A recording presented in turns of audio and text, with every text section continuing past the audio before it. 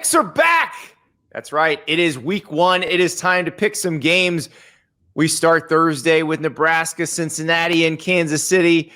On Friday, we've got Georgia Tech and Colorado and Auburn, Baylor. And then on Saturday, oh yeah, college football back in the biggest way. Texas at Ohio State, Syracuse, Tennessee, Alabama, Florida State, LSU, Clemson, you name it, we're picking it. I cannot wait. Let's pick some games. We've teamed up with BetMGM this season. We will be using BetMGM lines to make all our picks, and we'll have special offers for our listeners each week. When you join BetMGM, you'll get access to a variety of parlay selection features like same-game parlays, live betting options, and more. If you haven't signed up for BetMGM yet, use the bonus code CFB, as in college football, CFB, and you will get up to a $1,500 first bet offer on your first wager with BetMGM. Here's how that works. Download the BetMGM app and sign up using the bonus code CFB. Deposit at least $10 and place your first wager on any game. You'll receive up to $1,500 in bonus bets if your bet loses. Just make sure you use the bonus code CFB when you sign up. Make this college football season one for the history books. Make it legendary. See BetMGM.com for terms. 21 plus only. U.S. promotional offers are not available in New York, Nevada, Ontario, or Puerto Rico. Gambling problem? Call 1-800-GAMBLER in the U.S. Call 877-8-HOPE-NY or text HOPE-NY 467-369 in New York. Call 1-800-NEXT-STEP in Arizona. Call 1-800-327-5050 in Massachusetts. Call 1-800-BETS-OFF in Iowa or 1-800-981-0023 in Puerto Rico. First bet offer for new customers only, subject to eligibility requirements. Rewards are non-withdrawable bonus bets that expire in 7 days in partnership with Kansas Crossing Casino and Hotel. Don't forget, if you haven't signed up for BetMGM yet, use the bonus code CFB and get your $1,500 first bet offer today. Welcome to Andy and Ari on 3. It is week 1. It is game week. It is time, Ari. We made it. We did it. We keep saying we made it, but it feels like a big step every time. Yeah, we made it on Saturday. We really made it today. I was watching back our instant reaction to the Iowa State-Kansas State game, and there was a comment on there that had a bunch of likes that said, it's just really great to see people talking about something you can tell they love. And it's like, and that made me feel good. Because this isn't a bit. Like, this is a show for people who love college football for people who love college football. And I'm not even talking about the people who are excited about Ohio State and Texas only. Yeah.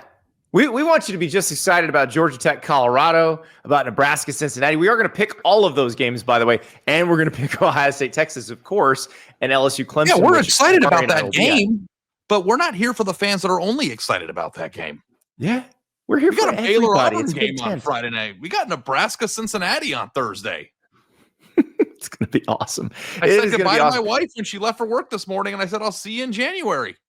I don't know if you had to have you've been with Ann longer than I've been with Brittany. So she knows the score. We're going on year 7. She met me when I had no job and $40 in my bank account.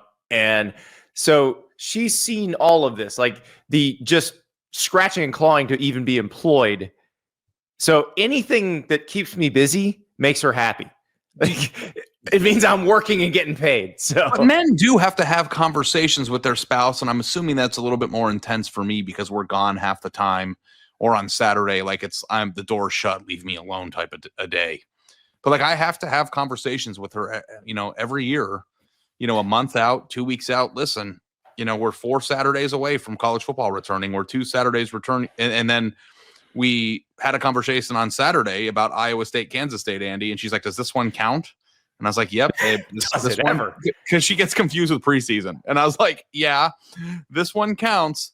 And next Saturday, they're all going to count. So like tonight, this is the last night that we have for a long time on Saturday where I'm free. So soak it in. And we had a great night. But now I'm ready for full, like you're my spouse now, going into the year. Well, and so frankly, I'm a little disappointed that you weren't just locked in on Hawaii Stanford and watching Hawaii. Oh, I was. Oh, Japanese I was. kicker. Don't needle me. I was. Don't needle me. I know you were, because I got the text at halftime of well, I'm melting down right now. And are you okay, by the way? No, I'm not. I wasn't melting down at halftime. I got it at halftime because Stanford plus 160 to win the game, I thought was, but honestly, they went up 2017 late and I hedged a little bit because I thought they were going to lose and I didn't take a big beating. When Hawaii's QB went down, I think you probably were feeling like you had a shot there. When he came back in the game, I was like, Hawaii's winning this game. I think everybody watching the game kind of had the sense of how that was going to end. And luckily for me, I'm not stubborn. If I feel like things aren't going to, when they went up 2017, it was a get out of jail free card that I took. So, we are of course presented by BetMGM. We are going to pick these games. I do want to touch on one other thing from the weekend. Not two little things from the weekend before we get to the picks. First, we have to talk about what happened after Farmageddon. We have to talk about what happened with Avery Johnson's family. His dad and his older brother got into a fight with one another after the game. And maybe I did this wrong. Maybe I took this the wrong way. But my thought when I saw the video, which is Avery Johnson's dad on top of Avery Johnson's older brother. So on top of his eldest son, who's in his 20s, by the way. So we're not, it's everybody's adults here. I was like, I hope I can kick my son's ass when he's in his early 20s. And then I thought, wait, can I even do that now? I don't know if I can do that now. I don't know that this is popular. And I know we have to be noble and, no, we don't. Sports and all that stuff. I just said I hope I can kick my son's ass in his early 20s. I don't know. You won't kick his ass. You just wish that's more of a wish on your physical capabilities at that time. Yeah. But I was trying to put myself in Avery Johnson's father's scenario. Okay. You fly all the way to Ireland to watch your son play. Kansas State is winning that game from what I recall, pretty good for most of it, and just were making crucial errors over and over again.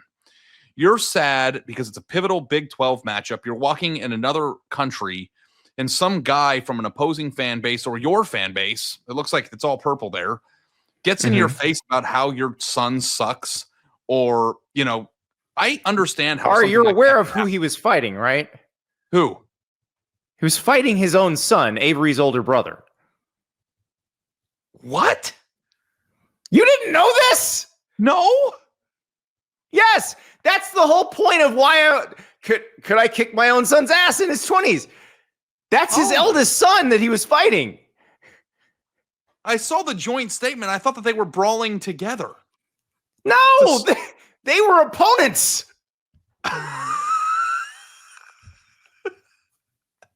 Because that's what I asked that's why I asked myself the question.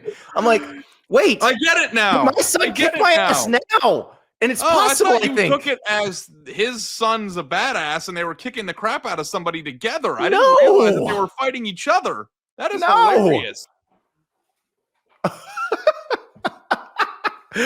Now you're rewatching the video with a whole new. No, I'm retaking it. Maybe this is bad podcasting. I didn't put that together at all. This is great podcasting, by the way. Yes, no, that yes, that's Avery's older brother. That's his eldest son. That is why they issued a joint apology. Got it. We sincerely apologize for our actions following yesterday's football game. For beating up on whoever, was involved in this, or it seemed like that was like a pretty big scrum. My apologies, Andy. I don't know if you want to start the podcast. No, it's just these are two pretty. Well, Avery's a big guy, right? So you see his dad and his brother, both big guys. The big scrum was people trying to break these two big guys up, basically. That's crazy. Okay, I guess everything I was just going to say about I understand why you would get into a fight. I hope that for you, Andy, that you're able to beat your son's ass, but I hope that you guys are close enough where that won't happen. I don't think it'll ever be an issue, but I'm telling you right now. So he's a sophomore in high school. He can out squat me and out deadlift me now. I suspect I've got maybe another year. And then I need to just be prepared to.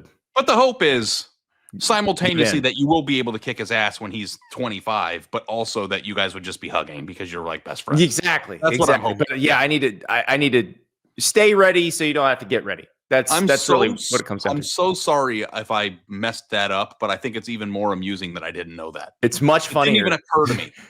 To watch if you're listening on podcast form, I actually want you to find the YouTube version of this to watch Ari watching the video of this fight, because his face is priceless. Is it just the confusion is amazing? Yeah. That's pretty crazy. I'm happy that they're sorry, and I hope that their family's okay. I think they're probably fine. It's a pretty rough day for Avery Johnson, if we're being honest. I think they run. It might be that they run hot in the Johnson family, and that's cool. It happens.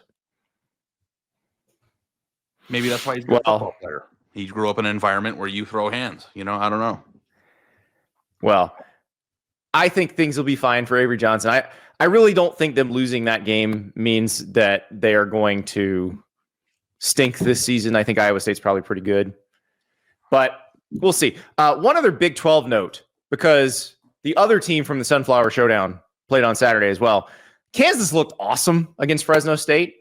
Jalen Daniels, who we just saw play an entire healthy season last year, kind of under the radar because they were kind of bad at the beginning of the season. I think Kansas may be a problem in the Big 12 this year. Yeah, they were lightning fast, super explosive, and it's like the thing with Kansas that I'm very interested in, Andy, is last year they had a really tough first half. Right. Mm-hmm. And it started to feel a little bit like UNLV game. They had a few games that just a couple mistakes here and there cost them. And it felt like the season was over before it started. They actually were pretty good at the end of the season. I have a New Year's resolution in August, and that's to not be quite as reactionary as I've been in the past, to try to take things in. I think I'm going to fail miserably, as Ralph Russo mocked me on Saturday for saying that Iowa State's in the driver's seat to win the Big 12 now, which, by the way, is not an overreaction. It's just a reaction to the result. You have two of the favorites playing each other. One of the favorites won. I didn't think that was hyperbole. I think that right now. The problem is there's 8 favorites. Yeah, I don't know. I think that there's. It was the Big 10 of the SEC where there's 3 favorites and 2 played each other. That's different. I think that there are 2 favorites in the Big 12 and 8 that could conceivably win it, is the way I would put it. And Iowa State now, with that win in their pocket, is in a very advantageous position. It doesn't mean they're not going to go lose to Texas Tech or go lose to Kansas. I don't know, whoever is on their schedule. But going back to Kansas, Andy, I think that it was easy to write them off after they had a really rough start and call their season from the year before a flash in the pan. And my question to you is, and help me not overreact here, did people not pay enough attention to the wins that Kansas had, Colorado, for instance, at the end of the year and what they looked like in those games? And B, is it possible that we collectively as a media and as college football consumers have underestimated Kansas's ability to be that fast, that exciting, that offensively proficient in a wide open Big 12 race? Because we spent a lot of time talking about 8 teams, as you just mentioned, that could win it. And I'm not necessarily sure that Kansas was really much of a part of that conversation very often. It's like if Jalen Daniels can stay healthy and play the way that he looked like video game Jalen Daniels during that game. Yeah. Can Kansas be a 9th team that could conceivably be in Dallas? Again, am I overreacting or am I asking a fair question? No, it's a fair question. I think we'll have a much better idea after week 2 when they play Missouri. So they're at Missouri week 2. That, of course, rekindling of a long, long rivalry that was, a Big 8 rivalry, a Big 12 rivalry, and then Missouri went to the SEC and they stopped playing. So that is going to be a great test for Missouri and for Kansas. I'm excited for that week 2. If Kansas beats Mizzou, which, I don't know that they will, but if they do, and you throw back that schedule up, you're looking at a 6-0 team potentially, or at least a team that could go 6-0. Their Big 12 start is not as rugged as it could be. Like there's a lot of worse ways to start Big 12 play than West Virginia, Cincinnati, and at UCF. Yeah. What if October 11th is Texas Tech, Kansas game of the week? Yeah. Now, I will say at Texas Tech, K-State, not a super fun 2 in a row, but because they played in week 0, they do have an open date between those two. So yeah, I don't know. It's gonna be fun. Rugged back half with a nice little break in the middle with Oklahoma State and Arizona. So if they can traverse their schedule right, we're gonna get a real sense for them. But I had the thought on Saturday night of like, oh shit, did we not give Kansas its due this offseason? Yeah, exactly. So we got to make some picks for week 1. But before that, we got a new sponsor alert. You ready, Ari? You ready? Dude, you ready? I'm ready. I'm ready. New sponsor, Modelo. That's right. The season has officially kicked off, and college football season is Modelo season. So grab yourself an ice cold Modelo. If you're listening to this right now, if you're watching this right now, it's time for a reward. The perfect reward is a cold, crisp Modelo. Nothing goes better than Modelo in college football, and you are about to have games out the wazoo. They start Thursday night, great games Friday night, and then all day Saturday, and then you got games Sunday and a game on Monday. So that means load up on Modelo. Get ready. The Modelo recruiter has already offered you. Like the Modelo recruiter has sent out a bunch of offers. If you're watching this, you've been offered. Accept the offer. Accept the offer. Take the Modelo scholarship and get ready for college football season. Some things in life are just made for each other. Peanut butter and jelly, macaroni and cheese, Modelo, and college football. So grab yourself a Modelo and stay game day ready all season long. I've got 36 in my garage right now and 12 in my fridge. Beautiful. So I don't know if you went out and bought those, but if you didn't, I already had them. I had all the cans of Modelo Especial, and then I had a 12-pack of bottles of Modelo Negra. So we're not messing around in the Staples house. We know it's Modelo season and college football season. Yeah. And, it was already in my house too. That's a pretty good sign. And my favorite thing in the entire world is when we get sponsors from people that have products that I already consume. Exactly. This is it's so nice when I can just walk to my garage fridge, which is where the beer lives in my house, and I don't have to do anything special. It was already there. Are we gonna I've thought about this because of T-Bob Aher. Like, are we going to ever normalize drinking Modelo for our reaction shows on Saturday night, or normalize drinking Modelo when we're doing our shows during the day? Like, is that okay? Like, can we do that? I don't see where there's a problem. And I believe part of this campaign is there might be some tour stops where we might be at some places where we might be able to have a Modelo with you guys the week of a big game, and we do the show together with Modelo in hand. Love that idea. Yeah, it's coming. So get ready. We'll have announcements as the season goes on, but it's going to be a lot of fun. Ari, we have to get to the picks now. These, of course, sponsored by BetMGM. Our spreads are provided by BetMGM. Our totals are provided by BetMGM. We got lots of numbers to throw at you. We will start in Kansas City, Arrowhead Stadium, Thursday night, Nebraska and Cincinnati. Now, we have roundly criticized Nebraska for ducking out of power conference, non-conference games in the future, but they are playing one right now. They are playing Cincinnati. This is the debut of a new-look Nebraska, new defensive coordinator, because remember, Tony White left for Florida State. New-look offensive line. They went out and got a couple guys in the portal, Elijah Pritchett and Rocco Spindler, Alabama and Notre Dame, respectively. Dane Key comes in from Kentucky at receiver, which gives them, I think, a really good downfield threat to go with Dylan Raiola. Ari, they got Cincinnati with the Godfather Dante Corleone at nose tackle, Brendan Sorsby at quarterback, Scott Satterfield maybe on the hot seat, coaching that team. What do we think happens here? Yeah, I think what we think happens here really goes into how much we want to buy into Nebraska as a viable playoff contender going into the year. I don't know if you saw this. Josh Pate obviously had him in his field and explained why on our show last week. But I saw a few other brackets from people in the media who had Nebraska in too. And I'm like thinking, we didn't. Did we make a mistake? Because if they are a legitimate team or a legitimate contender for a playoff spot, that means that they are certainly 7 points better than Cincinnati, right?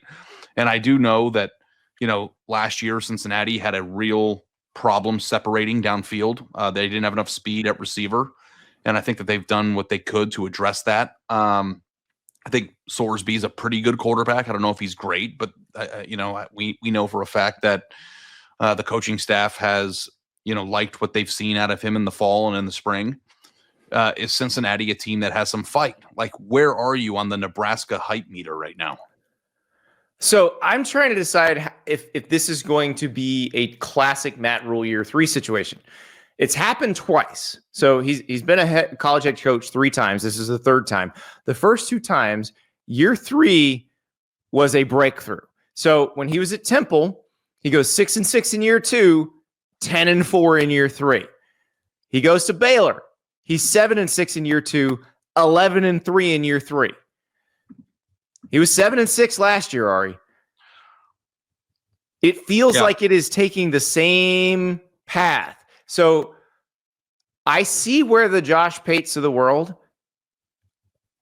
see a potential playoff team, because if they get the same level of breakthrough that Temple got and that Baylor got, you could be talking about a 10-2 team.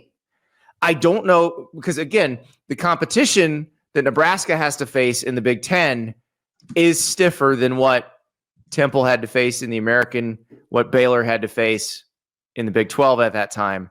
So it's not apples to apples. Like, it's not like you have the same breakthrough. You're a double-digit win team. You're in the playoff. That said, they don't play Ohio State. They don't play Oregon. They do play Penn State on the road. This is a manageable schedule, Ari. Yeah. This is doable. I love that we're like in the part of the year too where you start looking at schedules like this, like the one that's on the screen, and you start popping up like in your head, oh, wait, we might want to circle that game. And I don't know if that's us getting ahead of ourselves. I got ahead of myself. At Minnesota, is that the one you're circling? I'm circling November 22nd as a potential important game. Considering the way that, and that's the Penn State road game.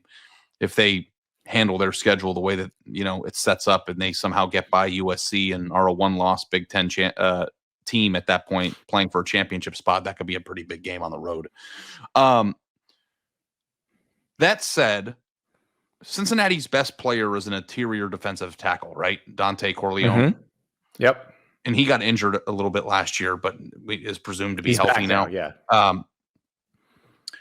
I think that Cincinnati's strength in terms of personnel is going to test my number one doubt with Dylan Raiola, which is if you have a game wrecker that can, get in the backfield or make some pockets dirty, the biggest jump that we're wanting to see from Dylan Raiola is the ability to extend plays and operate well under pressure.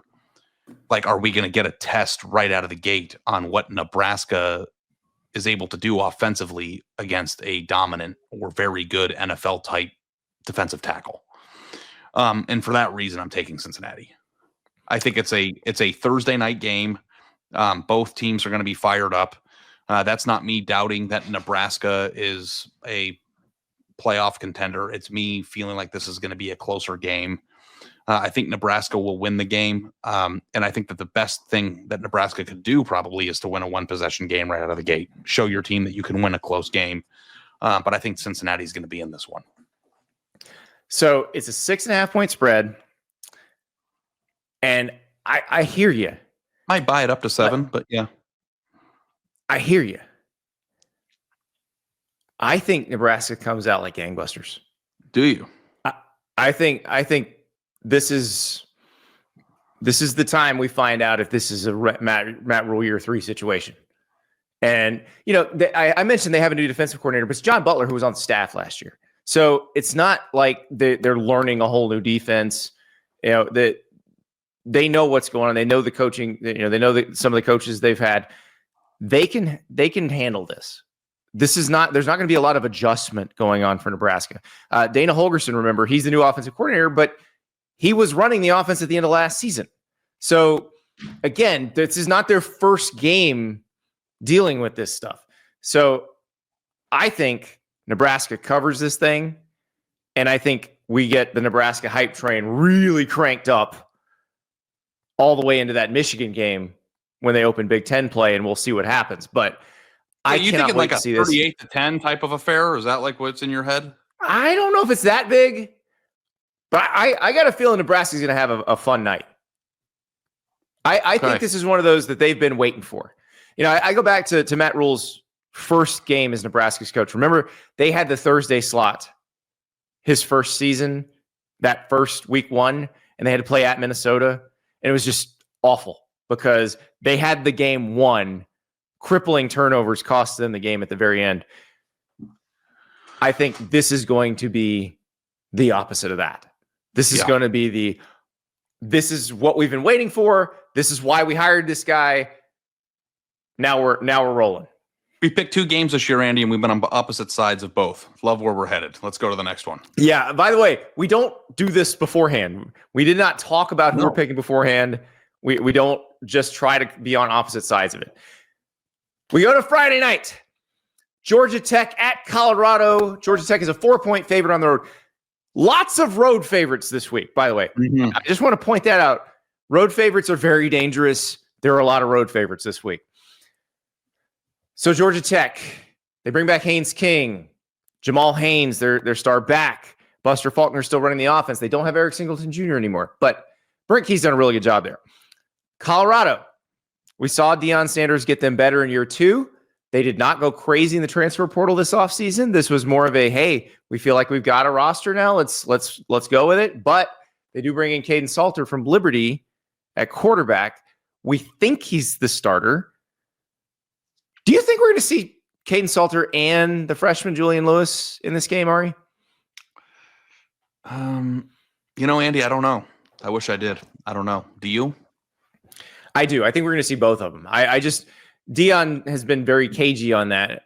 Coach Prime, obviously not really incentivized to name a starter or to give too much away at this point. But I think even if we don't see, Julian Lewis just take the job right out, I think they try to get him in there and see what they have. Yeah.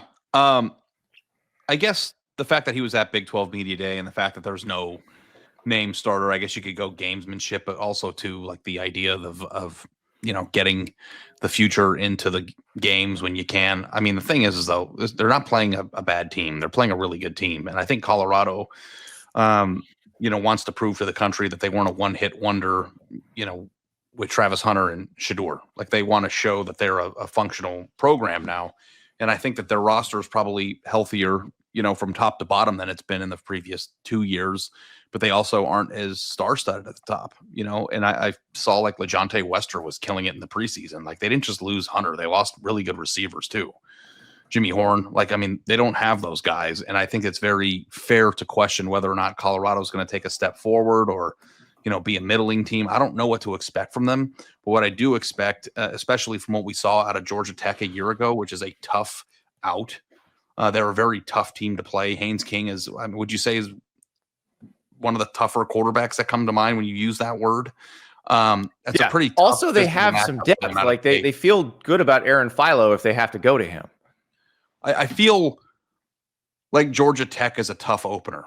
I think Florida State found that out a year ago, but it's a very physically tough team to beat right out of the gate. So if Colorado isn't going to be at least a 500 or better team, we're going to find out in a hurry. And for that reason, I'm going to take Georgia Tech. I am also taking Georgia Tech to cover in this game. I do think their physicality up front will test Colorado. And I mean, we may learn a lot about Colorado in this situation. But Colorado's dealing with a lot of new. Georgia Tech's not. Every single year we learn something about Colorado. They've been underestimated in their opener. every year. Yeah. And we learn. So maybe we'll mess around and find out that they're a lot better than we think. But I just think they lost so much, and I don't know how much they improved or were able to improve any of those positions. Let us stay on Friday night with one of the most intriguing games of week 1. We go to Waco. Auburn goes to Baylor. Auburn is a 2.5-point favorite. This line has moved. It's flipped a couple times. This is a strange game, Ari, because this is when I think if Auburn loses, the fans are going to want to jump off a cliff. But it wouldn't really be that shocking if Baylor beat Auburn. Baylor is a potential Big 12 champion. Baylor finished last season winning its final 6 regular season games. Its offense really got rolling once Sawyer Robertson really took command, because Sawyer Robertson, remember, was not originally going to be the starting quarterback. He then wins the job as the early season goes on, and he becomes kind of the perfect trigger man for Jake Spavital's offense. Now they've had a full offseason together to work around Sawyer Robertson. They're going to be good. They're going to move the ball. But Auburn is probably going to be the nastiest defense they face all season. Keldrick Falk, there's not anybody they're going to see in the Big 12 except maybe David Bailey at Texas Tech that is that scary of an edge rusher. God, I'm so high on Auburn. It's scary. I'm so high on them. I'm going to look like such an idiot, dude. We've both talked each other into Auburn, I think. This is where we probably need to start podcasting with other people every once in a while, or you need to be, go on shows as a guest, and I go on shows as a guest to get other people's opinions into our heads, because I think we've gotten in this feedback loop about Auburn where we've both built them up to be this incredible roster, which I think is a very good roster. Like I said in my bold predictions, they're going to win at least 9 games. I think they are a really good team that is competent quarterback play away from being a playoff contender. And I also have an ailment that you don't have, which is the inability to release hope from their quarterback star rating. Right. Jackson Arnold was a 5-star quarterback. He was beloved. He committed to Oklahoma 2 years before he ever went there. Like, it was a love fest forever until he actually became the starter, and he was playing behind a bad offensive line and had 5 hurt receivers and didn't look very good. Well, I think the difference between me and you is that, like, you have come around to the notion that he could be a competent, like, very good to, or good. Right, I'm to not very expecting good. Awesome. I'm expecting competence. And, like, I haven't let go of the possibility of awesomeness. Like, what if he's awesome? If he's awesome, then Auburn's a playoff team. Like, it's that simple. Now, they're going on the road, and we know that Baylor is a really tough out at home. And we know that they're probably the best version, or supposed to be the best version of themselves that they've been in 2 or 3 years. And when Baylor is a really good football team, it's a dangerous team. And Dave Aranda's defense is incredibly confusing for opposing quarterbacks. So, if you want to read too much into the visor throw, this would be a good time to do it. But can we talk about that? The visor throw is this clip from practice a couple of weeks ago where Hugh Freeze is watching the quarterbacks in a Pascal drill, and Jackson Arnold doesn't get the ball out in time. And Hugh Freeze freaks out and spikes his visor and goes nuts. And then the Auburn fan base and everybody else just seized onto that video, that one little clip, and said, see, it's going to be this all over again. It's going to be Peyton Thorne all over again. I don't think it is. I think college football coaches get mad at practice sometimes. Yeah, I wonder if he spikes his visor when he's playing golf. No, that's his happy place. Sorry, he doesn't do that.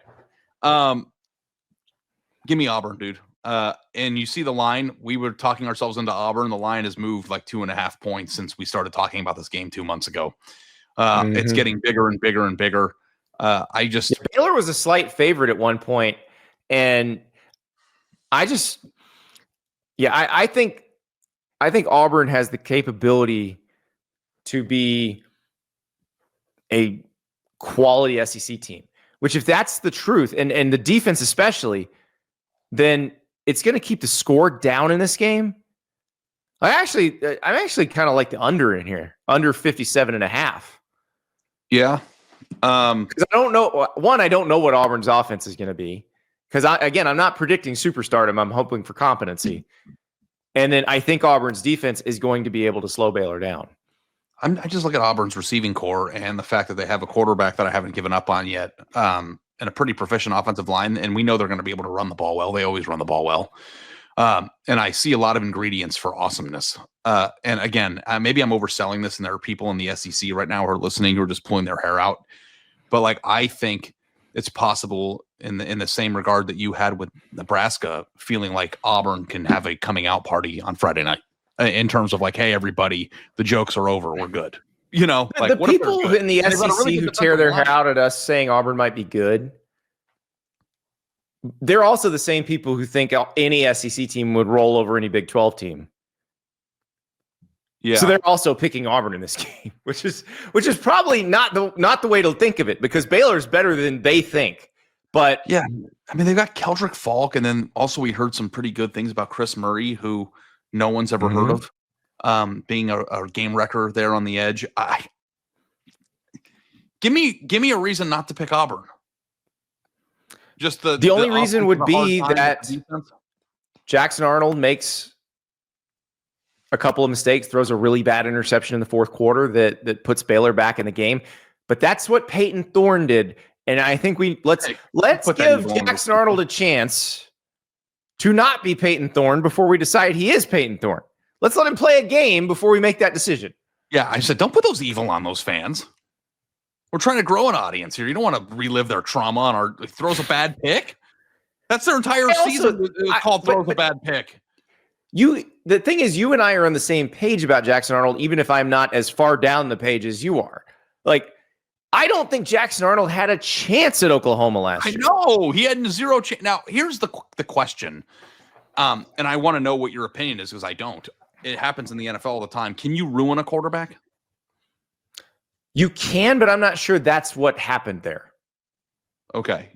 But you believe that if you throw a quarterback in too soon and they get their head beat in a little bit, yeah, you can break a guy. Never recover from that. Yeah, you can break a guy, but I think Jackson Arnold is not broken. I think Jackson Arnold very much understands the situation here, because remember, it was a terrible offensive coordinator hire by Brent Venables. Like, that was part of it. The offensive line was not ready. They also had injuries. The 5 best receivers got hurt. 5 best receivers got hurt. Bad offensive line. By the way, what are we watching here? See these photos? These are photos of Jackson Arnold beating the crap out of Alabama. That also happened last year. Oh, man. Give me the alternate line. Auburn minus 11. You're going to just buy it up to 11? Or, well, I mean, buying it up to 11 and be giving it back to 11. Yeah, Auburn's a 2.5-point favorite. I will take Auburn to cover, and I also take under 57.5 in this game.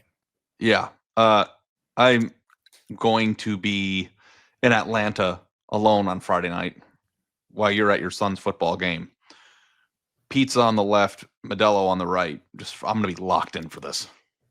It's going to be so good. I booked my flight and my travel arrangements to ensure that there was no grab ass in me getting to my TV on time. So I'm going to be locked in. I'm going to be ready. I'm expecting big things from Auburn. But you know what the good news is that if Auburn loses, then we have another darling to attach ourselves to. Baylor has a lot of potential to absorb some early season aura. And if they win this game at home on Friday night, then the Big 12 might have some extra juice that they wouldn't have had otherwise. So it's no matter what happens, because we're also here for the Hugh Freeze shit show. Like don't get us wrong. Like right. That's highly entertaining as well. Yeah, if it happens, it's also entertaining. So, but it also could be Hugh Freeze is fine. Hugh Freeze has got it figured out, and who knows? Maybe it's not Jackson Arnold. Maybe it's Deuce Knight. Who knows? Also with the Auburn, if they are starting quarterback stinks, their backup doesn't seem hopeless like it did a year ago. So there's a lot of Ashton, I think. Yeah, Ashton Daniels, who started at Stanford last year. So we've got all kinds of options here. And that's the beauty of week 1. We don't know what the hell's going to happen. We have no clue. It's hard, by the way, guys. Very hard. Yeah. Here's one thing I do know For those of us who love college football, the fall begins the moment toe meets leather, even if it's still 90 degrees outside. For coffee lovers, fall begins the moment pumpkin returns at Starbucks. So consider this your early autumnal equinox, because this week we've got football and we've got pumpkin season at Starbucks. And you can grab your pumpkin cream cold brew on your way to the tailgate. To celebrate the return of college football season and pumpkin season, join the On3 team, including JD Piquel, in Miami on August 31st. That's Sunday for the Starbucks coffee kickoff before Notre Dame takes on Miami. We'll be at the Starbucks on Northwest 27th Avenue for the coffee kickoff event, celebrating the return of pumpkin and college football. Live music, custom merch, and an appearance from the best return man in football history. That's right. Miami legend Devin Hester will be there. I don't care what the calendar or the thermometer says, it's fall. So grab your favorite Starbucks pumpkin beverage, hot or iced, and settle in for the greatest college football season ever. That's the coffee kickoff event, Starbucks on Northwest 27th Avenue in South Florida. Devin Hester will be there. Ari, Devin Hester, the most exciting return man in the history of the game. When I saw this, I went back and watched his highlight tape. Pretty incredible. Also, too, the game is in Florida, so I don't think there's much hope for it to be cool this weekend there. But I did see that weather forecasts across the country are going to be down considerably from where they usually are at this time of year. Like, we're looking at 70s in a lot of football stadiums potentially on Saturday, which is even more reason to go get some Starbucks. It's going to be a wonderful day. And, we've covered openers every year. It's always the hot. The pumpkin cream cold brew, though, it hits. Like, even if it's 70 degrees out, go pumpkin cream cold brew. You're obviously going to get your pumpkin spice lattes in, but the pumpkin cream cold brew is spectacular. Yeah, and we don't know where you're going to be, but there's going to be a Starbucks wherever you are. So figure out what you do, whether you want it hot or cold. Exactly. All right. Next game. I feel like we need a drum roll for this. You're like, let's throw this into the show early. 42 minutes. Noon Eastern. Columbus, Ohio. The Horseshoe. The last time a team that wore predominantly orange came into the Horseshoe, it ended very badly for that team. This is a different shade of orange, though. The Texas Longhorns are coming in to face Ohio State in a rematch of the Cotton Bowl that was a college football playoff semifinal last year that was one of the best games of the college football playoff last year. We got two new starting quarterbacks, Arch Manning for Texas, Julian Sayin for Ohio State. We got 8 new starters on Ohio State's defense. We got 4 new starters on Texas's offensive line. Ohio State is a 1.5-point favorite at home. Who you got? Move to 1.5 on BetMGM, huh? Mm-hmm. I wrote a column on Monday. Sorry. Saturday is what I'm excited for.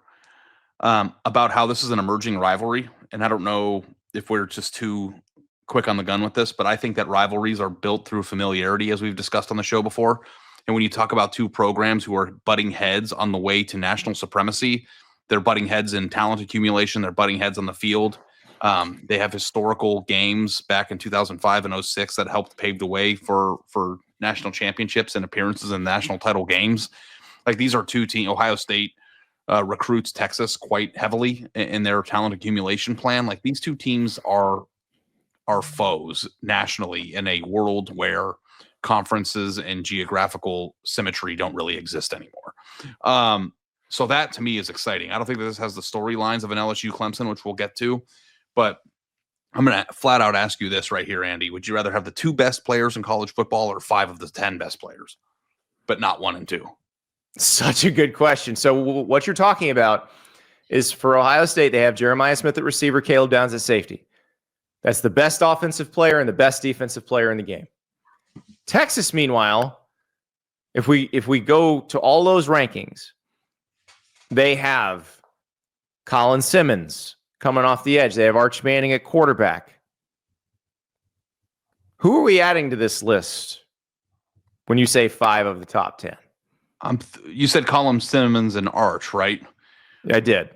I think Hill. That linebacker.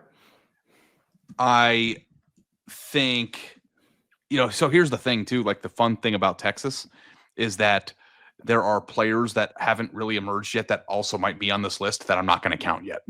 Like Ryan Wingo, for instance, and receiver guy and CJ Baxter, the running back. But like, let me think here. I'm looking at the Michael Taffy at safety is one of the better DBs in the game.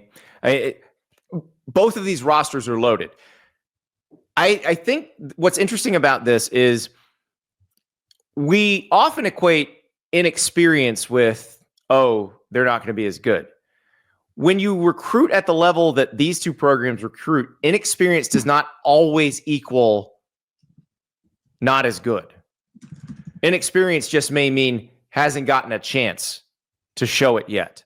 So when we talk about the 8 new starters on Ohio State's defense, it's entirely possible that somebody's awesome and they just haven't gotten a chance to show it yet. Or like Trevor Gooseby on Texas's offensive line, he's already getting a lot of NFL draft buzz just because of his athleticism. He had to play for Kelvin Banks a little bit last year when Banks was banged up. So it's not like he's never started a game before.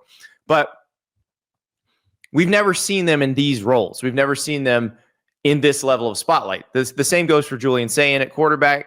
The same goes really for Arch Manning, even though we've seen him start a couple of games. So, Andy, but who are you taking? Are you taking Caleb Downs and Jeremiah Smith, or are you taking Ant Hill, Colin Simmons, Arch Manning, and Michael Taffy? I am taking Texas money line.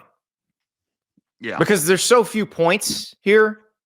It's a 1.5 point spread. Just give me the money line. If I'm going to take Texas, I'll just take the money line. Yeah. I spent a lot of season talking about how I don't know why Texas was catching 3. They should not be 3-point dogs. I think the rosters are very favorable. And like I'm sitting here talking about how much talent Texas has, and that's a disservice to Ohio State because they are more than those 2 players too. I still think that I would take Texas's total team over Ohio State's going into this game, although it's really hard to pick against Ohio State at home in an opener. Give me Texas as well, but I don't feel great about it.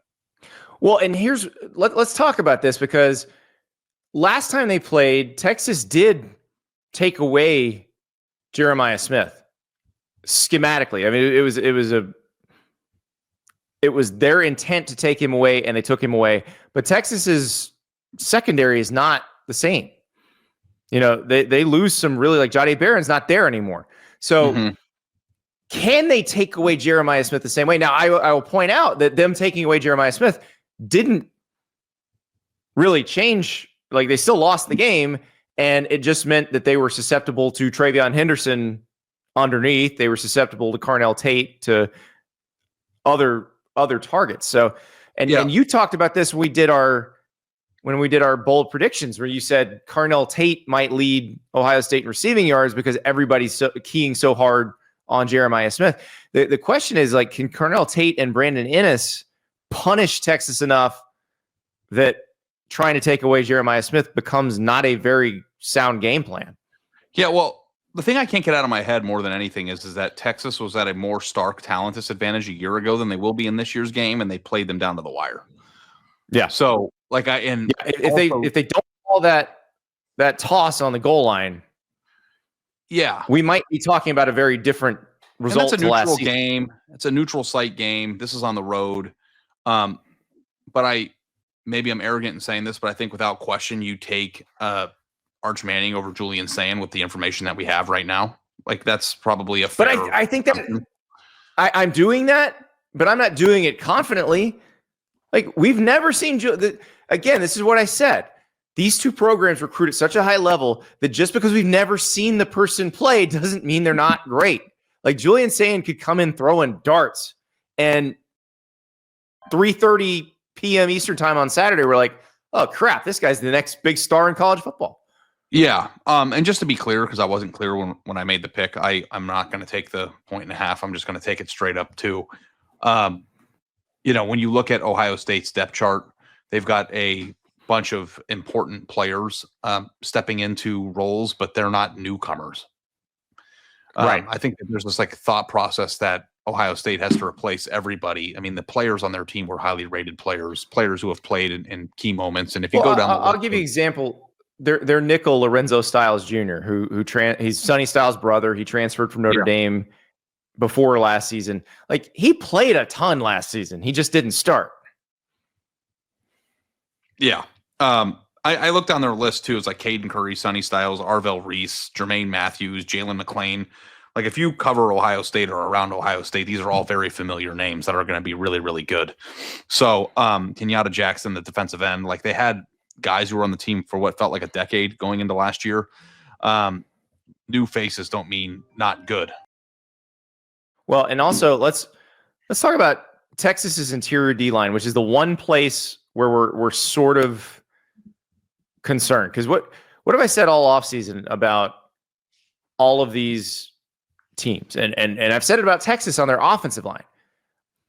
When the team loses a bunch, but then doesn't dive straight into the portal to replace, it means they feel really confident about what they have. Texas did dive hard into the portal for its interior defensive line. Murad Watson coming from Syracuse. They've got Cole Brevard coming from Penn State. Like,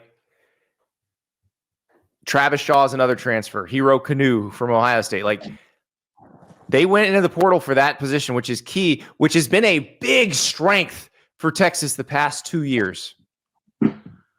So that's the one I'm concerned about. That's the one place. So can Ohio State maybe run a little bit on them?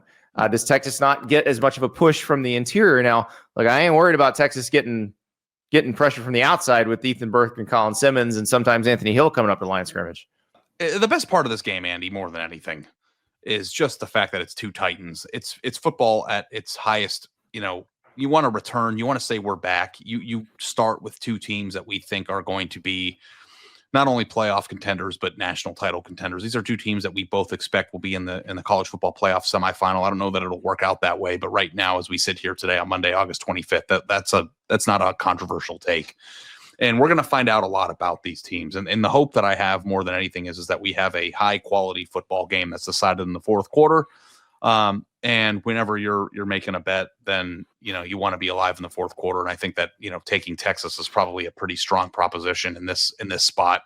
But if Ohio State's just gangbusters awesome again, like, who's that going to shock? Nobody. So we'll see. But my hope is that, like, last year, Texas and Michigan was like the offseason game of the year. Like, I don't think that this game is going to be playing out that way in either regard. No, that game was one-sided, lopsided. Michigan never had a chance. I think both teams are going to be pretty competitive here. And I also think, going back to what you said at the beginning about this game, the budding rivalry piece of this, it's entirely possible we see them play again in the postseason, which we could have them play 3 times in less than 365 days. Like, that's how rivalries are born. And I'm happy that you brought that up, because we always think, like, now in this new conference championship playoff era that teams could play 2 or 3 times, but we never consider the teams that, you know, are butting up against each other this often will play twice when they're not in the same conference. And that's entirely possible. And it almost feels like an inevitability that they'll face each other at some point. So go look through playoff brackets that you're seeing right now, projections, and tell me how many times they play. I think they play again in my projection. I think they play again in your projection too. So, you know, I would anticipate that. I would almost bet on it. Well, we got a lot of things to bet on between now and then, but yeah, I think that Texas and Ohio State playing twice, if you had a gun to your head, yes or no, you're probably going to say yes, right? Because you'd feel pretty good about that. Because you don't even need them to be matched up in the first or second round in the bracket. Like, you would feel good about them facing each other in the title game if they're on opposite sides of the bracket too. Yeah. Yep. That's exactly right. And that's why this is so much fun, that this is happening in week 1. So everybody remember, as you make your new schedules, the SEC's playing 9 conference games now. Nothing left to whine about. Play some games like this over and over and over again. Please do. Next up, a very interesting matchup that, because of the player movement era, transfer portal, NIL, I feel like this is almost impossible to predict what will happen. And it's why I think the line just looks insane. Syracuse plays Tennessee in Atlanta. Tennessee is a 2-touchdown favorite. They have been a bigger favorite than this. It was 14.5 when we talked about it last week. They're 14 right now. I have no idea what is going to happen in this game. I realize that we are purportedly the experts, that this is the sport we cover, that we're supposed to know everything. Nobody knows anything about this game. I can assure you of that right now. I really do wish that, being an expert in the future was actually possible, because if it was, we would be so rich. There was it changed. We used to be the experts of what happened in the past, and now we're expected to be the experts of the future. This is the hardest game for me to pick on the entire slate. Because on one hand, if Tennessee didn't lose Nico, you might think about the team a little bit differently, but at the same time, it's still a pretty well-positioned team. On the other, you have no idea how much the offseason rocked them. And then on the other hand, Fran Brown is maybe the most exciting young head coach in the entire power conference structure. And you feel like he is going to be, headed to bigger and, I don't know, better, but bigger things. And you don't know how well he did in the portal. You don't know how good Steve Angeli really is a starter. What players did he pick up that we didn't talk about that are going to be awesome? Like a Syracuse, a team that, got the bad end of a deal schedule-wise, but also is going to be a tough out for everybody they play, or is Tennessee just going to roll? 14 points seems like a hell of a lot for a unknown situation, and it might be because the score is going to be 38-7. That's on the table. But man, it's just really difficult. Where do you even begin? Well, and that's the thing. We talk about Tennessee's offensive line. You ask a Tennessee fan and say, okay, the line's better. The line is filled with people who are higher level recruits than the guys who started on the line last year. It doesn't mean it's better yet. Doesn't mean that group's going to play as well together as that one did last year. The receivers are not as good as they were. The defensive line is still going to be really good. But Jamon McCoy, I don't think they're planning to have him back until maybe the Georgia game. He's coming off a torn ACL. That's their best corner. So we don't know about Tennessee at all. Joey Aguilar's the quarterback. He's a gunslinger type. We know he's gonna try to throw into some tight windows if his career at Appalachian State is any indication, which could be good or bad. So we don't know. The other thing you mentioned, what about Syracuse? We've talked about Trevor Pena leaving after spring practice. He was their receptions leader last year. He's at Penn State now. But they still have Darryl Gill Jr., who averaged 18.4 yards a catch last season. He just only had 31 catches. They also have, remember Jonte Cook, Ari? I remember, yeah. He got into a little bit of trouble at Texas, was a fringe. And at Washington, and now he's at Syracuse. And apparently is flashed, by the way. Seems to be getting back together. Good for him. Really good football player. So, those are what ifs. So what do you think is more likely, that Syracuse fields a team that, pushes Tennessee for 4 quarters? Or do you think Tennessee, wins this game 34-17-ish something? Where do you land on this? I think Tennessee wins, but Syracuse covers. I think that spread's just too big. And maybe that's just me going, I don't know. This game's too unpredictable to have a 2-touchdown spread. I think that the spread is so big, it's alarming, and I'm going to lay the points for it. I think that, I think that I am trying to understand how it can be this big, and I wonder if in the second quarter we're going to be like, oh, that's why. Tennessee, I still think is going to be a competitive team in the SEC. I want Vol Twitter on my side going into the season, and all jokes aside, if I were to play this game, which I wouldn't in a million years, I would probably lay the points, because I think it's possible that that Tennessee, just from top to bottom at every go down the list of positions, where are you? Maybe at quarterback you would take Angeli. I don't know. We're going to find out about Aguilar, but if you go position by position, Tennessee probably should have a better player at 18 of the 22 spots. No, I think that's fair. I think Fran Brown will clip this and use it, by the way. Yeah, I don't know. And it's not Tennessee's budget and recruiting results and NIL aggressiveness. If that's not true, then that's a Tennessee problem. You know what I mean? Right. That's not an insult to Syracuse. They're not working in the same game right now. So, if that's not true, then something's going wrong for Tennessee. So I'm going to give them the benefit of the doubt and say that it is true, and I'm going to lay the 2 touchdowns. I think if there was a hook there, I might not have done it. But the fact that we can get it at two straight touchdowns and not crossing that key number at 14, I'll lay the points. Speaking of incredibly large spreads, let's go to Tallahassee, where Alabama will play Florida State. Alabama is a 13.5-point favorite on the road. I said there are a lot of road favorites this week. Can I read you a couple quotes, Ari? Sure, I would love to hear them because I need context here. This is from Thomas Castellanos, Florida State's new starting quarterback. This was to our very own Pete Nakos earlier this summer. I dreamed of playing against Alabama. They don't have Nick Saban to save them. I just don't see them stopping me. Now, he was a lot more tame at ACC Media Days. But then last week, he said this. I think Coach White in our defense, that would be new defensive coordinator Tony White. I think Coach White in our defense is the hardest defense I'll see all year. Just schematically, stuff like that, what they do. I disagree, Ari. I think the Alabama defense he'll face Saturday will be significantly more difficult to face than the Florida State defense. Significantly. Do you think Florida State is cooked in general? Not in the game. In general, no. On Saturday, yes. Yeah. You're talking to somebody who bet on Florida State over and over and over again last year and lost every single time. There's some trauma. Because you assumed it can't possibly get this bad, and then it did. It can't be as bad as people are thinking. I faded the public. And I continually, it was just like, yeah, it is this bad. And I was like, wait, no, it's worse. It's worse. I know that Florida State had some transfers come in that are exciting. Like Deuce Robinson, for instance, is somebody I've been excited about since I saw him running routes at the Elite 11 while he was in high school.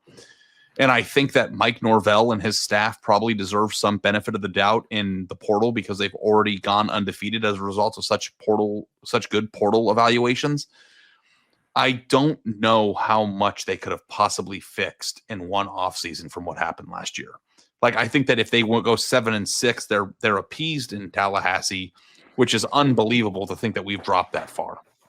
But if they're a 7-6 team and Alabama is who we think they could be, they are going to get dog walked in this game, right? Like, I'm trying to come up with a scenario. What's the scenario for Bama not rolling?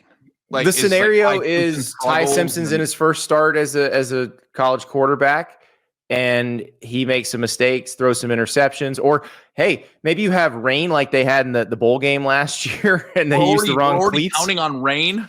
I'm just trying to give you a scenario. Yeah, take Florida State if you think it might have a torrential downpour. Is good betting advice. I think Kalen DeBoer learned his lesson about the cleats after the bowl game. I don't even know if Alabama's going to come out and drop 40. I don't know if Florida State's going to score all that much. Well, that's the thing. I mean, look, I'm just looking at Alabama's D-line. LT Overton, Tim Keenan, James Smith, Quay Russo. Like, these are veterans who are going to play in the NFL and probably start in the NFL. Like, these are good players. You got Deontay Lawson, Damani Jackson. Like, these are very talented people. And that's just the starters, and the backups are pretty damn good too. It's not Nick Saban era, like 2012 Alabama, where their backups could whip most of the teams in America. They're still one of the 4 most talented rosters in the country. Yeah. I think we're on the same page here. Bulletin board material, but I think Alabama covers this comfortably. Well, we've provided the opposite. Thomas Castellanos provided the bullets for more material for Alabama. We've provided it for Florida State, and by all means, make a video making fun of this if you beat Alabama. Have Ari saying they're going to get dog walked, and then the hardest part about music swells and they win is that anytime there's a major upset or we're wrong, like, we are putting ourselves out there for being in some promo video because it happens all the time. I was in a White House promo video. Yeah, I saw that. Dude, you're with me saying they saved college football. They left out the part where I go, "Can we all go home now?" But they put the other part in. So That is wild, by the way, because that wasn't even the context that you were. I don't think they're worried about context. Yeah, I don't think that was a concern. Because you said they saved college football in a sarcastic tone, and then they used it as if you were saying it in a real tone, right? The White House did that. Okay. Yes. It's politics, baby. Context doesn't matter. Hey, you know what? Yeah, that's fine. But Netflix documentary, White House promo videos, like, buddy. Well, we're about to make a Florida State promo video if they win this week. So you turn around so I can grab your coattails. Well, I don't. I as much as I love the department at Florida State, that the creatives that make those videos, I don't think they're going to have a chance to. I will take Alabama to cover here. I think Alabama's going to look really good. I think Alabama's going to be very good all season. If Alabama somehow, if there is a promo video where they're making fun of us, that's going to be great for content the following week. Holy crap. Imagine. No doubt. Imagine if Bama lost, what next week would look like. Imagine if Bama lost, what Monday's Feinbaum show would look like. It would just be hellfire and brimstone the entire day. It'd be amazing. Yeah. Alabama losing on Saturday night would probably, if they lost, would that be our, I mean, we did have shows reacting to them losing to Vanderbilt, but I feel like year 2 losing to Florida State in the opener and the 2 touchdown spread game would be pretty nuclear. Or nuclear. Nuclear. It would be off the charts. Do you know? And the thing is, Ari, I'm glad you brought this up. I don't know what that game's going to be. I have no idea. I was looking down the schedule yesterday. There's going to be a game that on Saturday we're like, what the hell happened? And we have no idea which one it is. Yeah, that's the fun. That's the fun. I will say this. If my life depended on it and you wanted me to explain the difference between nuclear and nuclear, I could not do it. I don't know the difference. Like, what are the definitions? The difference is one is pronounced correctly and one is not. Okay, like, you so don't have one to know isn't much even a science. word. I'm just mispronouncing the word. There aren't 2 different words. You don't have to know how to split the atom. So,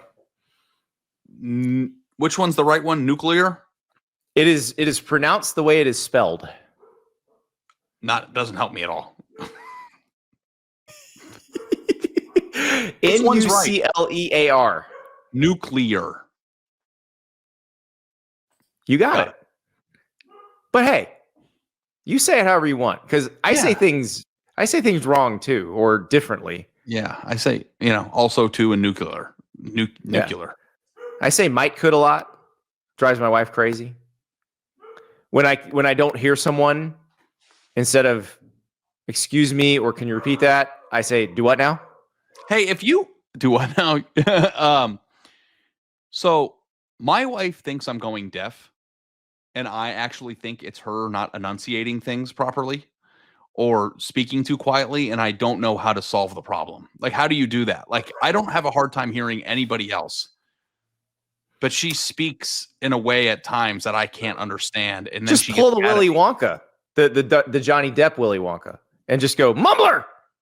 But I don't know if I actually have bad hearing or if she's the problem, and I don't know how to figure it out. We need to get you one of those tin horns that you can put up to your ear, and every time she talks.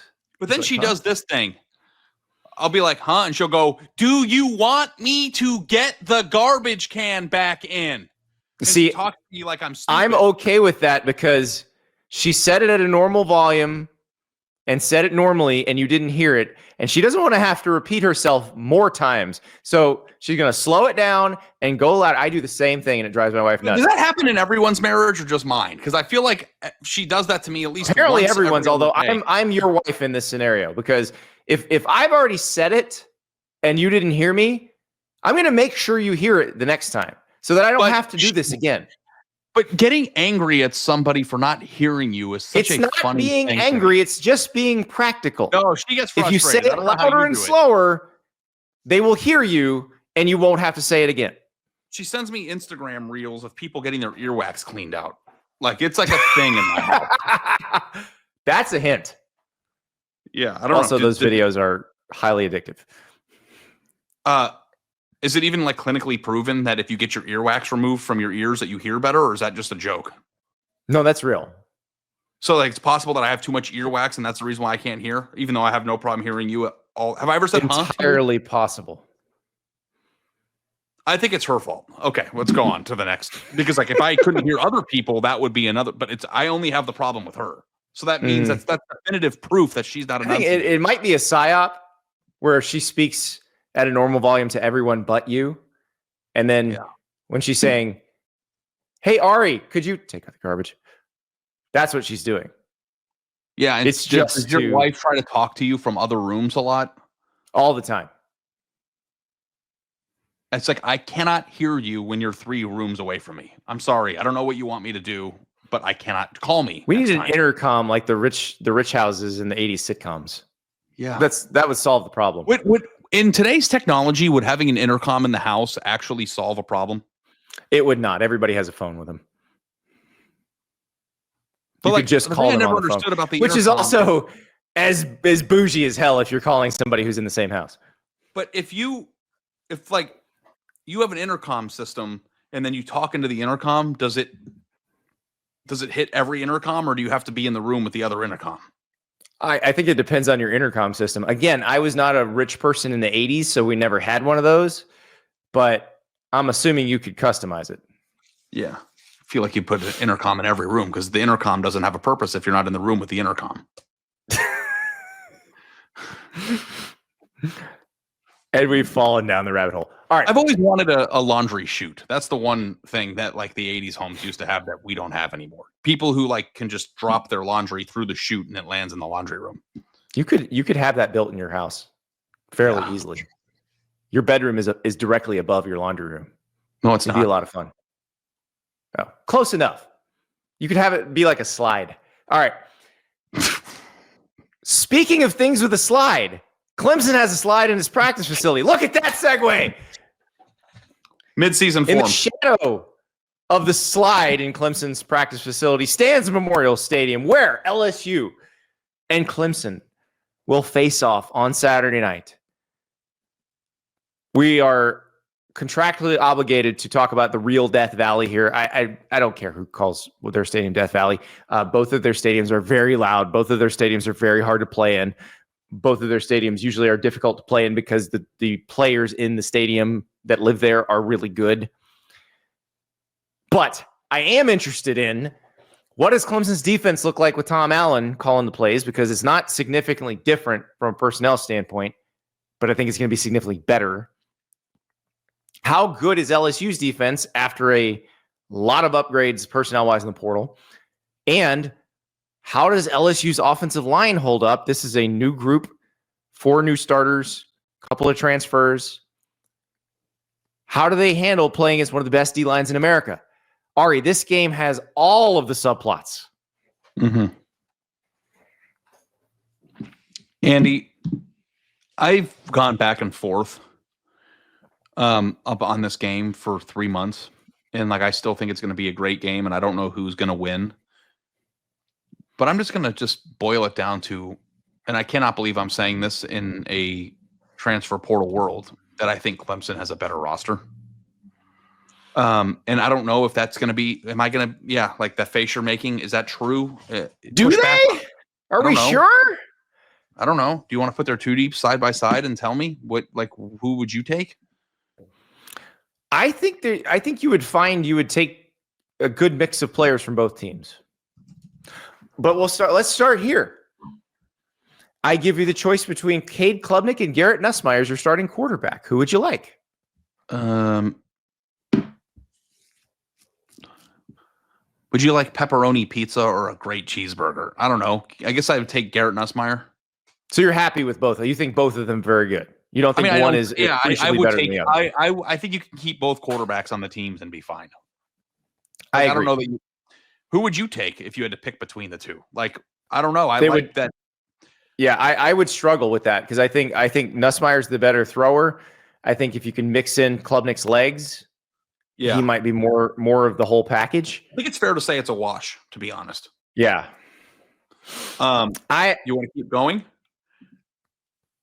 Well, we could go pretty deep into this thing. Whose receivers would you take? Clemson's to me, right? The LSU's group could be pretty good, though. I mean, LSU does have a long. Like, what if Barryon Brown gets unlocked at LSU? It's and true. they already had Anderson does too. I mean, yeah, those aren't. And even, they already had Aaron Anderson.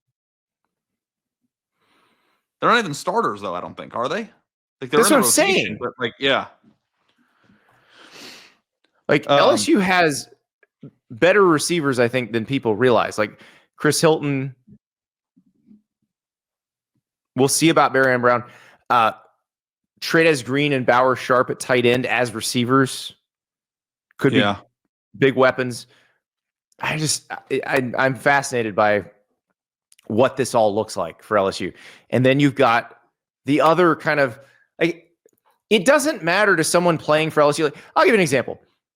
I don't think Mansour Delane, who plays corner for LSU, who came from Virginia Tech, I don't think he cares one bit that LSU hasn't won a season opener in 5 years. I don't think that matters to him at all. But I wonder how much weight is on Brian Kelly and on LSU in general because they haven't won an opener in 5 years. It is interesting because in the 12-team era where openers aren't supposed to matter, this is highly personal to LSU. Like, it's highly personal in a way that it's not for other teams because LSU could certainly lose this game. And if they would have won 2 out of the last 5 on the opener, maybe it wouldn't feel this way. But it's going to feel morbid if they lose in a way that it shouldn't, right? Because it doesn't have. Because if they lose this game, and let's say they lose this game by 3 points, and Clemson winds up being a 12-0 team that wins the ACC, goes to the playoff. Like that doesn't mean LSU can't make the playoff. That doesn't mean LSU can't be one of the best teams in the SEC. That doesn't mean anything. Yeah. So added pressure, I think, is an important thing. But I think that Clemson probably feels some pressure too because they have been down in regards to what they were in the past, and they want to be taken seriously as a national title contender. And in fact, Clemson, last year, you could make the case 2 times that they played really, really, really good teams. They got dog walked. And I know that the Texas game was closer Texas ran through them. But the like Georgia game was not close, and that was in this spot last year. And like we're all kind of like waiting for Clemson to not just be ACC good. We're waiting for them to be nationally great again. And I think that this is an opportunity to prove that they're that now, rather than, beating the crap out of Wake Forest and then getting their ass kicked every time they played Alabama or Georgia or whatever. I think that they want to be back on that playing field. And I think that they have the roster to do it. So as much as I've been a LSU can make the playoff person and pretty high on LSU, like I just don't, I think that Clemson's better than them right now. And I'm just going to go with my gut on this. So Clemson -4. Ari takes Clemson to cover. I also take Clemson to cover here. And I'm not super confident in that pick. I think LSU is going to be a good team this year. I just think they might both be really good. And that Clemson might be national title caliber good. Yeah. And I'm super excited to overreact to whatever happens. And it not matter in 6-7 weeks. By the way, the 57.5 total feels big for this game. Yeah. Although I'm not confident in taking the under because I think the receiving cores for both teams are pretty damn good. The quarterbacks are really good. I think that it's probably right where it should be. Super excited about this. I cannot believe we're going. How we're gonna be there. That's right. Ari's first game. I've never been to Clemson. I can't wait. It's gonna be so much fun. It is a beautiful place. Every time they go onto the field, or is that just a joke?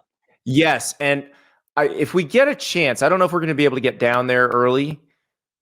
I want you to get up, be on the top of that hill by the rock. I want you to see how steep that hill is. So you appreciate when people run down that hill at full speed. Yeah, I've never been to Clemson, period, the city. So, in fact, I've driven through South Carolina a few times, but really, this is your home state. I want to go to will you take me to your first childhood house? No, it's in Columbia. It's quite a bit of a drive. That's fine. We're married now. If we cover a game at South Carolina, I will happily show you the hospital I was born because it's like a mile from the stadium, and then we can visit some of my childhood haunts. But you should never, ever stop getting to know your spouse is all I'm saying. So, it's, I feel pretty good about it, but again, we'll see. We're finding out about both these teams. I'm going to go with my understandings of roster. I will take the best defensive line in college football, and I will lay those points at home. And that's pretty much why I'm making this decision. The one group that the LSU folks seem a little unsure of is their offensive line, because they're replacing some really good players. The one group that Clemson is absolutely certain of is its defensive line. Mm-hmm. So I'm going to take Clemson for that reason. All right. Two quick ones. The nightcap on Saturday. This is at 11 p.m. Eastern, 8 p.m. Pacific kickoff. Utah at UCLA. This used to be a conference game. Now it is Big 12 versus Big 10. This is Nico's debut as the UCLA quarterback. But if you listen to this show, we are really excited to see what Utah looks like this year. So lots of reasons to watch this thing. Utah is a team that I think will be competing for their conference championship. UCLA is a team that won't be. Don't want to be too short about it, but I know Nico Mania is arriving and it's going to be late and we're all going to be watching. I think Utah is going to be awesome this year. Give me Utah to come out and get a good win early on in the year. Yeah, this is another, again, road favorite. Utah's a 6.5 point favorite in this game. This isn't a road game. I know it's the Rose Bowl, where it's not a UCLA home game with the Rose Bowl. I don't know how many Utah fans are going to be there. I mean, they've been to a couple Rose Bowls because they won a couple Pac-12 titles recently, so they certainly know the way. It's an easy drive/flight. It's not how many Utah fans are going to be there that I'm concerned with. It's how many UCLA fans are going to be there that I'm concerned with. Well, that's what I mean. I'm wondering if it's going to be close to even. Yeah. So I hope that it'll be a good environment, like the Rose Bowl. It's such a shame that like the environment that you get once a year isn't a normal environment in that beautiful place. But if the Bruins give them a reason to be excited, then you might get it. But this is interesting because Utah's defense was good last year. Their offense has been not great for the last 2 years. It's been kind of quarterback bingo for the last couple of years for Utah. Devin Dampier follows Jason Beck from New Mexico. It's going to be a very different look because Devin Dampier ran for almost 1,200 yards and 19 touchdowns last year. Yeah. Like they're going to run him a lot. Yeah, we're expecting a lot of really big things out of them. I think both quarterbacks clearly are exciting for very different reasons, but I think that Utah is going to be a tough team. And UCLA, granted, at times last year played really physical football. So I don't want to. Oh, yeah. Look at the Iowa game. But I think that Utah is probably going to be a better team this year. So I'll lay the touchdown. I will also take Utah to cover. See, we don't talk about this beforehand. Now we're on a roll of doing the same thing over and over again. I suspect we may do the same thing here. Let's go to Sunday. You and I are going to this game. It's in Atlanta. Virginia Tech versus South Carolina. South Carolina is a 7.5 point favorite. This is your appetizer before Notre Dame and Miami. So we find out what South Carolina looks like D-line wise. Remember, they still have Dylan Stewart, who's an absolute alien, but they're replacing Kyle Kennard, Tonka Hemingway, and TJ Sanders, which is a lot. But they also have Lenora Sellers. Do we get video game Nick Harbor in real life? Like, is that possible? Because I have a feeling if that happens, South Carolina is maybe going video to game Nick Harbor would be like the number 1 overall pick in the draft. I think video game Nick Harbor is better than Jeremiah Smith. Right. Real life Nick Harbor is not and has not been. And I'm just wondering where does real life Nick Harbor fall this year? South Carolina has legitimate high-level NFL stars on their team, and Virginia Tech doesn't. Can analyzing a game be that simple? Well, and put it this way, 2 of Virginia Tech's best offensive linemen from last year will be starting for Auburn. Xavier Chaplin, that's the offensive tackle. Braylon Moore will be starting for LSU at center. So that and South Carolina's D-line, I mentioned they lost some really good players. Like all of their interior D-line is guys that played for them last year that they've been developing. It's not like they just had to go portal some people. Like they've been building people to replace these guys. So I'm with you here. I think South Carolina handles this pretty easily. Virginia Tech's in a weird situation. We didn't really talk about what Virginia Tech's AD said last week to his board, but it was basically sounding the alarm like, hey, if we don't start spending like an SEC school or a Big Ten school, we're going to get left behind in the great reorganization of college football that's coming. I don't know that what Virginia Tech has right now is capable of being part of that reorganization. Yeah. So although they've got to figure that out. The spread was 9.5 at one point. Now it's 7.5. So I don't know how much you want to read into that, but I will lay the points. I think South Carolina is going to be a very good team. And I don't know that Virginia Tech will be. Neutral site game in Atlanta. Can't wait to be there. We're doing a double dip and excited to get my eyes on Lenore Sellers in person for the first time. South Carolina to cover for both of us. Let us now move to Sunday night. This is a great Sunday night game. Notre Dame at Miami. Notre Dame is a 2.5 point favorite on the road. Again, road favorite. Both these teams have new quarterbacks. So Notre Dame went homegrown with CJ Carr. Miami goes into the portal and gets Carson Beck. But Notre Dame didn't really have to do much else. Notre Dame already had what they needed. It's not like they had it. They got Malachi Fields out of the portal, the Virginia transfer at receiver, but felt pretty good about what they had. Miami rebuilt its defense through the portal, went out and got Corey Heatherman from Minnesota as their new DC.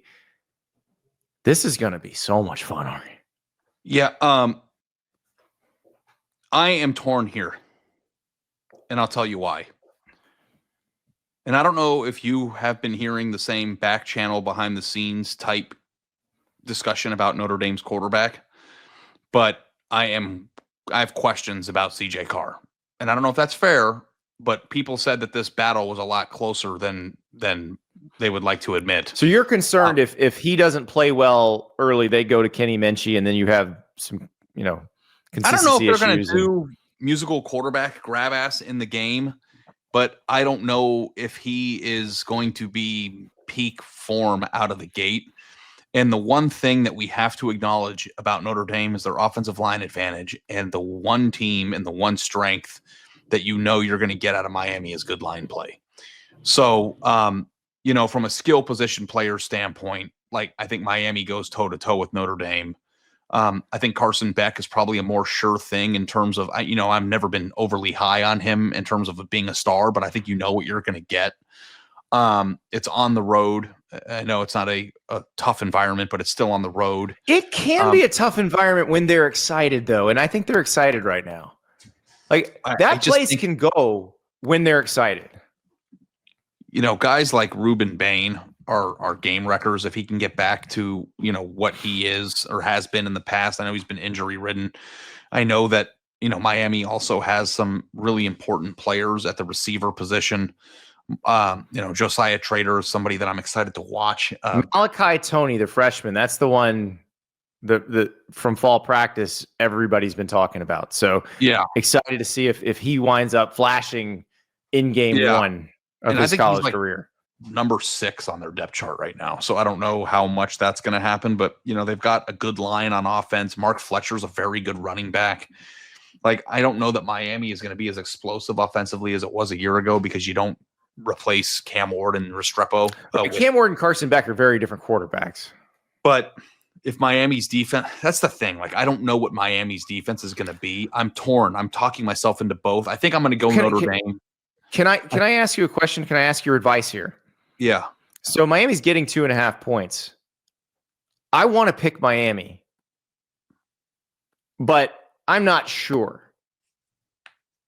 Like, I still think Notre Dame could very easily win this game. Should I take the 2.5? Or is that such a low number that I should just go money line? 2.5, I think, like, with all the 2-point conversions and missed extra points and weird things that happen, like 2 is becoming a key number in college football in a way that it never was before. So, from that standpoint, like, games are decided by 2 sometimes, having or that 1. Exactly. So it happened. For me, I always like, if you like getting a home dog who you think is going to win at home, I like getting the extra juice, but I'm going to go the opposite way here. I think that Notre Dame has more sure things than Miami. and I love their offensive line. I think they're going to score. Miami's defense was so bad last year. I think it might, be a lock to improve, but I don't know if that means it's a lock to be good. I might look stupid. This is a tough spot. Miami has a real shot to win this football game, but I'm just going to go with what I know, and that's what Notre Dame is. And if I'm wrong, I'll be pleasantly surprised. I'm going to take Miami. You know what? Give me the money line. Give me the money line. I need to say it with my chest. If I think Miami can win this game, I think Miami can win this game. Give me the money line. Yeah. I don't think that would be much of an upset if they do. But, Miami has a lot of skeletons to fix from last year, and their offense can't bail them out the way they were. I think Notre Dame, regardless of who their quarterback's going to be, is going to score on people. They're going to move the ball on the ground. I just think that, Notre Dame might be a tough matchup for Miami because they're going to be consistently good at what they're doing. Get ready to learn the names: Xavier Lucas and Zechariah Poyser. I know. Get ready. Yeah, no, I know who they are. Yeah. But I'm happy we're on opposite sides of this. I think that's an illustration of how good this game is going to be because I don't feel confident, but I think that I'm going to go with consistency over potential on this one. Now, you notice we did not pick Bill Belichick's first game. We will pick that later this week. That's on Monday night. We got some time. So we also have an interview with Sonny Dykes, the TCU coach, who will be playing against Bill Belichick in Belichick's first college game. So we're going to have that for you later in the week, along with the pick for the game. Ari and Andy, I don't know if this is a good time to tell people, but we do have a collaborator coming on once a week. Oh, yeah. Yeah, that's exactly right. So we're going to be picking games from our standpoint on Monday. Mm-hmm. On Thursday, Tyler Shoemaker is a betting expert that we've had on the show in the offseason who's going to join us for 15 minutes or so on Thursdays. And those are going to be more the games play. that the sharps are looking at. So, when we pick the games, a little peek behind the curtain here, we pick the games that everybody wants to talk about as football games. So whether we feel like it's a good play or not, we're going to talk about the biggest games in the country because that's what people want to talk about. But on Thursdays, that segment, you are going to get probably some games that maybe we have not talked about at all during the week that Tyler's identified as something you should really, really consider. So and I'm excited to see what he comes with.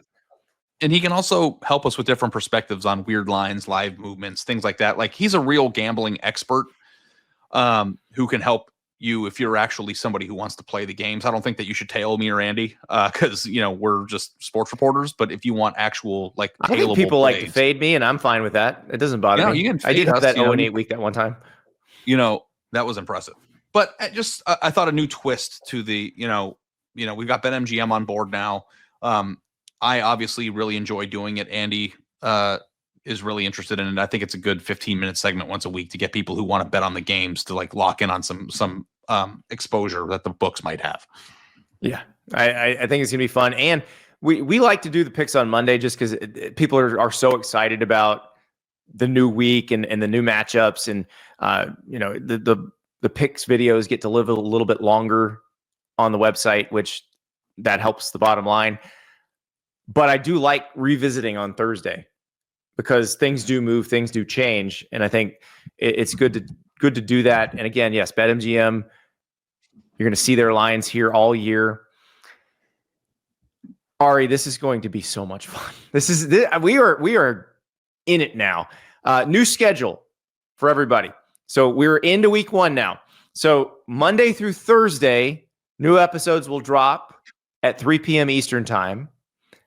Saturday nights, we go live after the games. So that's the schedule. Now, if something crazy happens on Friday, Ari and I, of course, will pop on and talk about it. We're not going to ignore breaking news.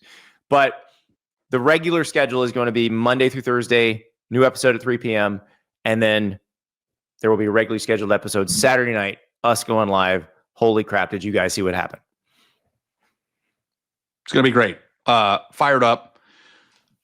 Missed these Monday 90-minute episodes. It's kind of hard to get through all these picks without it going 90 minutes, especially when I'm talking to you about laundry chutes in the middle of the show.